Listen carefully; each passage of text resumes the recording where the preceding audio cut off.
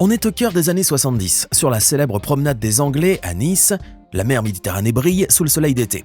Les rues sont animées, vous profitez de la beauté de la Côte d'Azur et tout semble normal. Mais sous vos pieds se trame une machination criminelle que personne ne soupçonne. Oui, sans que vous vous en doutiez, sous terre, un groupe d'hommes guidés par un génie criminel creuse en secret chaque nuit un tunnel qui mènera directement à la salle des coffres-forts de la Société Générale. Leur objectif ? Réaliser le casse de la banque le plus sensationnel de tous les temps.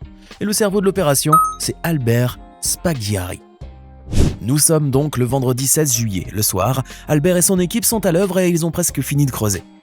Avec une précision militaire et une intrépidité à toute épreuve, ils dérobent une fortune évaluée à 50 millions de francs et disparaissent dans la nature. C'est le début d'une véritable chasse à l'homme. Albert Spaghiari, inconnu jusque-là, est devenu le hors-la-loi le plus recherché de l'Hexagone. Mais au-delà de ce couperet retentissant, l'homme derrière cette opération est une énigme. Écrivain, photographe, ancien combattant, partisan d'organisations secrètes et chef de malfaiteurs, Albert a mené une vie bizarre, fascinante et pleine de rebondissements. Mais qui était-il vraiment ? Et comment a-t-il pu déjouer tant de fois les forces de l'ordre françaises et vivre une vie de rebelle sans jamais être capturé ? Accrochez-vous car nous sommes sur le point de vous raconter la vie palpitante de l'un des malfaiteurs les plus célèbres du dernier siècle. Albert Spaghiari, le cerveau derrière le casse du siècle.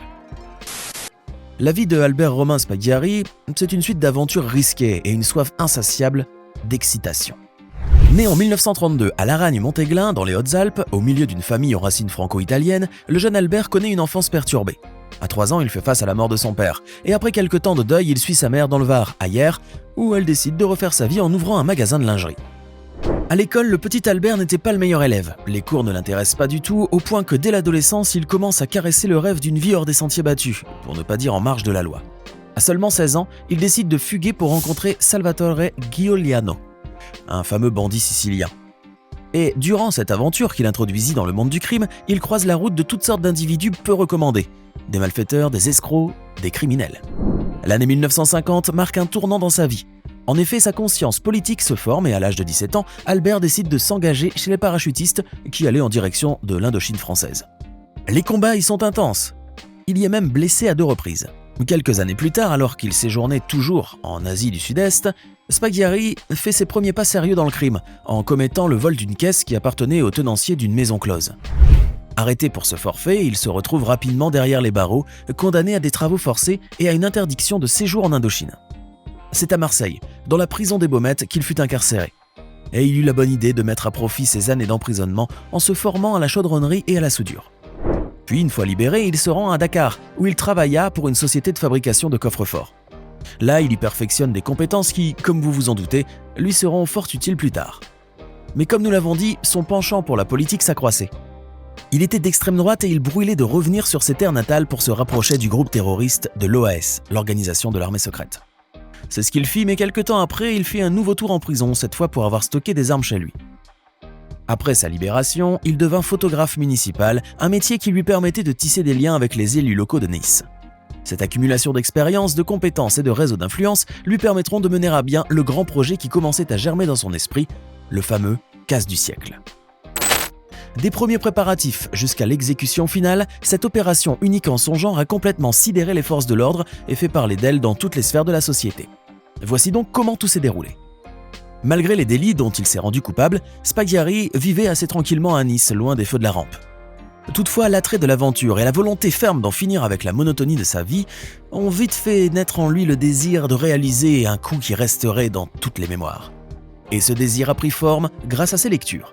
Aussi surprenant que cela puisse paraître, ce sont des romans policiers qui lui ont donné cette inspiration criminelle, et en particulier l'ouvrage « Tous à l'égout » de Robert Pollock, qui décrivait un cambriolage via les égouts. Et c'est en discutant avec un ami de la Société Générale qu'il reçoit cette précieuse information.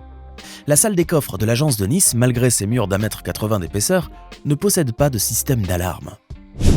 Spaghiari commence alors ses préparatifs, et le moins que l'on puisse dire est qu'il a procédé avec une méthode et une ingéniosité remarquables. Que fait-il d'abord ? Eh bien, il veut d'abord s'assurer que la salle des coffres de la Société Générale n'est munie d'aucun système de détection, qu'il soit sismique ou acoustique. Et pour cela, il loue un coffre pour y placer dedans un réveil qu'il programme pour sonner durant la nuit. En parallèle, il explore les égouts de la ville et localise un point d'accès pour atteindre la salle des coffres. C'était une entreprise téméraire mais réalisable, à condition de s'y prendre à plusieurs, car il ne pouvait agir seul. Pour l'aider donc dans cette tâche immense, il fait appel à Alain Bournat et Francis Pellegrin, deux criminels qui à leur tour mobilisent une équipe depuis Marseille. Le 7 mai 1976, la première étape de l'exécution commence. Durant une nuit, l'équipe, équipée d'un matériel de terrassement, commence à creuser. Ils travaillent sans relâche, bravent la fatigue et les obstacles naturels et le risque constant d'être découverts. Il faut dire toutefois qu'ils prenaient des précautions nombreuses. Pour éviter de faire du bruit, il leur arrivait de travailler presque entièrement à la main, quitte à passer plusieurs nuits à entamer la même pierre. Leur détermination est à son comble lorsqu'un incident majeur survient. C'était la visite à Nice de Valéry Giscard d'Estaing, alors président de la République. L'augmentation soudaine de la présence policière force les malfaiteurs à suspendre leurs activités. Mais Spaghiari ne se laisse pas démonter. Le week-end fatidique arrive enfin. Le 17 juillet, la voie vers la salle des coffres est ouverte. Le dernier mur est tombé. Dans une opération bien orchestrée et préparée longtemps à l'avance, les malfaiteurs pénètrent sans bruit dans la salle, ils ouvrent 371 coffres et emportent avec eux un butin évalué à 50 millions de francs, soit 40 millions d'euros actuels.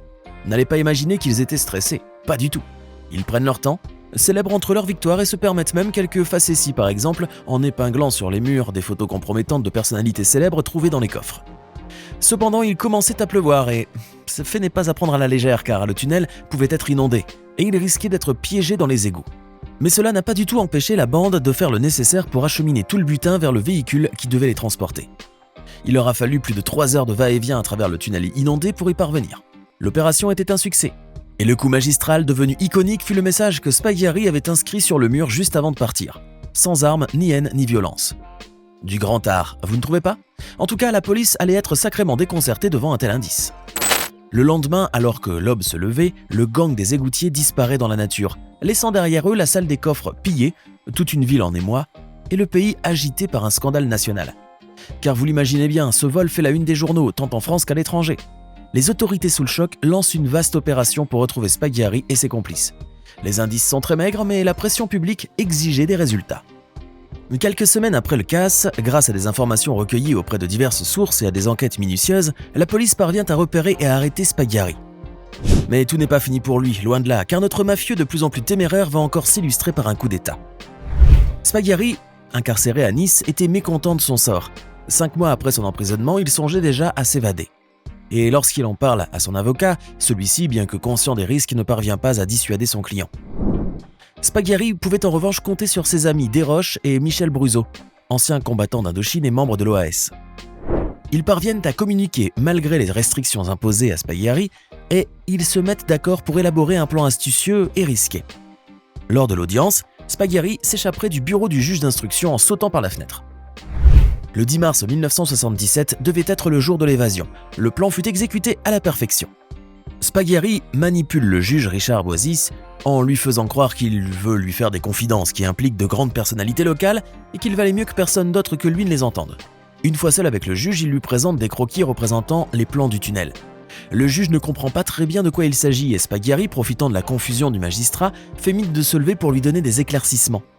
Mais au lieu de cela, il saute par la fenêtre et grimpe sur la moto de ses complices qui l'attendaient.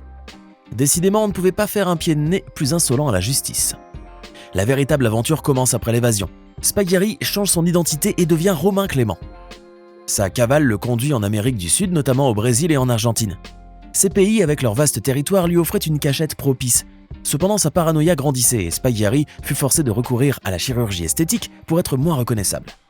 Ses voyages se poursuivent en Espagne, au Chili et en Italie. Cependant, la France reste toujours dans son cœur et lui arrive souvent de revenir discrètement. Vous vous en doutez bien, son évasion est devenue une véritable légende urbaine. Tout le monde en parlait. Et pour couronner ses tours de force, il avait même le culot de donner discrètement des interviews et de faire des apparitions médiatiques pour raconter fièrement les circonstances du casse du siècle. On le voyait à la télévision, mais la police n'arrivait pas à le repérer. Après avoir nargué la justice, il narguait désormais la police. Mais il avait beau être introuvable, Spaghiari a tout de même été jugé par contumace, et il fut condamné à perpétuité en 1979. Certains de ses complices sont également jugés et écopent de lourdes peines. Cependant, d'autres, comme Spaghiari, sont restés longtemps insaisissables. Mais vers la fin des années 80, Albert Spaghiari vit des moments très compliqués. Sa santé décline. Jadis célèbre et flamboyant, il commence peu à peu à tomber dans l'oubli. La presse parle moins de lui car sa vantardise, son excentricité ont fini par lasser le public et surtout, il était ruiné. On ne peut dire que sa fin est heureuse. Il mourut le 9 juin 1989 à l'âge de 56 ans à cause d'un cancer de la gorge. Il était alors en exil dans une ferme à Belluno en Italie après avoir passé 12 ans à changer d'identité, à se déguiser, à surveiller ses arrières et à fuir. C'est Emilia, sa compagne, qu'il a épousée juste avant sa mort, qui a discrètement ramené son corps en France en camping-car le 14 juin. Elle a réussi à passer les douaniers sans éveiller de soupçons pour venir voir la dépouille de son mari à Hyères auprès de sa mère qui y vivait encore. Albert Spaghiari repose désormais à Laragne-Montéglin, son village natal. Après une vie aussi originale, aussi remplie d'exploits criminels, on peut dire que Spaghiari restera une figure mémorable de l'histoire du crime en France, parmi les Jacques Messrine et les Yvan Colonna. Loin d'être simplement un délinquant, Spaghiari était un homme talentueux et à l'esprit vif. Son talent pour la stratégie l'ont rendu fascinant pour beaucoup, et il a souvent été comparé à un artiste du crime plutôt qu'à un simple malfaiteur. Alors certes, on ne va pas glorifier ses actions, mais tout de même, on ne peut qu'avoir du respect pour l'ingéniosité et l'audace dont il a fait preuve. Ainsi se termine notre vidéo, on espère qu'elle vous a plu. N'hésitez pas à mettre un pouce bleu et à vous abonner si ce n'est pas déjà fait. Et comme d'habitude, mettez vos remarques dans les commentaires. Quel jugement portez-vous sur Albert Spaghiari ?